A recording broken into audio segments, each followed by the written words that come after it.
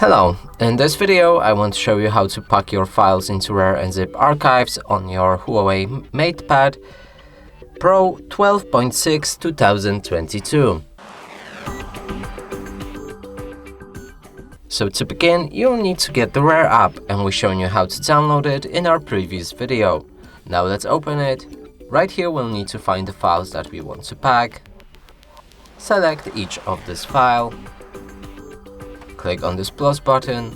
Here you'll enter archiving options. You can change any option right here, but it's not necessary, so I'm just gonna pick a new name for it.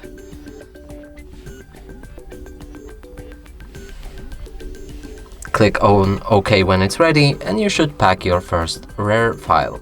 And that's it for this video. Hope you like it. Please consider subscribing to our channel, leave a like and a comment below.